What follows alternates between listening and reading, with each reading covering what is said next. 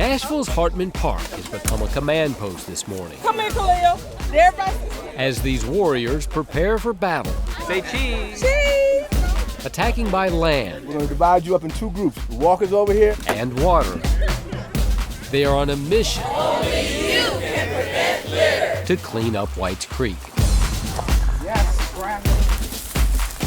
About 5 years ago, there was a big flood in Nashville, and trash and debris got swept into Whites Creek. And we're here still 5 years later trying to clean up. At the heart of this volunteer effort that includes folks from Vanderbilt and the Tennessee Scenic Rivers Association is a group of kids, members of the Tennessee Aquatic Project, a nonprofit organization that educates young people and connects them with the outdoors through water-related activities like this one. It's really important for them to understand where their water comes from and how to protect it. Water is our most precious resource here on Earth, and we're not going to get any more of it. What we have is all that we're going to get. So I try to get them to understand that every action that they take has an effect, a bigger effect than they think. The kids first got involved with Whites Creek by helping the Tennessee Scenic Rivers Association build some access points. But after seeing lots of trash and a sign warning them to stay out of the water because of pollution, they decided to adopt the stream and help clean it up. I'm very proud that TOP is doing this to keep the environment clean. 11-year-old Darren Hall is beginning to understand that protecting our water is a collaborative effort. There are a lot of organizations like this helping, and I really like that. But I would also like to have more people do it since, there's still lots of pollution everywhere.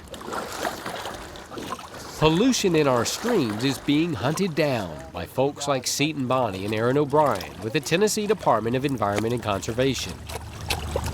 Today, they are doing a biological survey of Whites Creek, trying to determine just how healthy it is.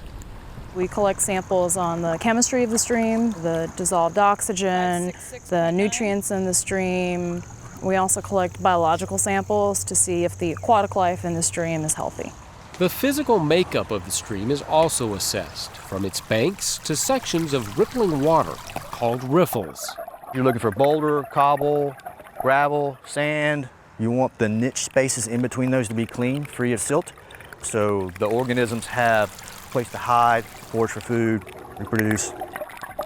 While it will be several months before all the data they collect today can be analyzed, Aaron and Seton have already seen significant improvements at Whites Creek, enough to take down that warning sign that troubled the kids on one of their first visits. There was an advisory that was posted to not have contact, and through our partnership with Metro, we were able to lift that posting, so we no longer had that contact advisory. A big reason for that change is this massive sewage pumping station built by Metro Nashville, replacing an old one that couldn't handle high volumes caused by rainstorms. The increased capacity for this station allowed us to eliminate, at least since it's been constructed, overflows into Whites Creek. So that makes a dramatic improvement, in the creek, at least during wet weather events. Taking care of a big pollution source, like an overflowing sewer system, is relatively easy. But smaller sources, known as nonpoint pollution, can be almost as damaging and are much harder to find and fix. Could be farmland runoff, urban runoff. It all ends up in creeks, and sediment issues, which is directly related to that too, and that causes a lot of habitat problems because the habitat then gets smothered by the silt. It could be pet waste that people don't dispose of properly, people over-fertilizing their yards, to simply throwing your trash out on the street, because all that trash is going to end up somewhere, and it commonly ends up in the streams. That means the fight to keep streams like Whites Creek clean doesn't start here. It begins in our streets, our yards, and homes. You don't have to come down here to just drop a piece of litter. It comes from all over, and it feeds into the waterway, because when it rains, when there's storms, that water feeds into the creeks, feeds into the rivers, feeds into our lakes. I just don't really get it why people would pollute. Are they just careless? Because if you keep polluting, then there's the end of a lot of wildlife, habitats going by. Because it is an urban stream, Whites Creek will probably always be threatened by pollutants. But it's not a lost cause. As these kids and the other volunteers out here know, if we all pitch in and take responsibility, we can make our world a better place for people and wildlife. I like doing things like kayaking in the river. It's very relaxing. I enjoy it a lot. I like the cool breeze and under the trees and the shade. It feels really good. The jobs that we do, it's for people to enjoy streams like Whites Creek.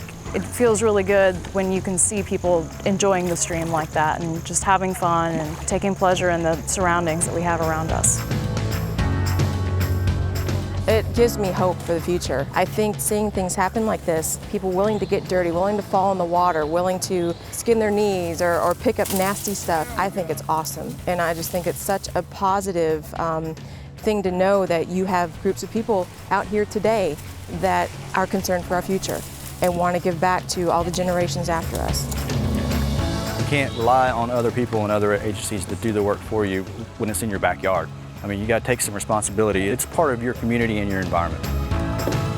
Through the cleanups, through the water treatment plant, they've been able to improve the water quality, and that says something about if you take the steps necessary to be an environmental steward, you can make a difference and you can make a change. And I think that's what we want people to understand is that, yes, things were getting bad, but we can change it and we can stop it and we can make things better.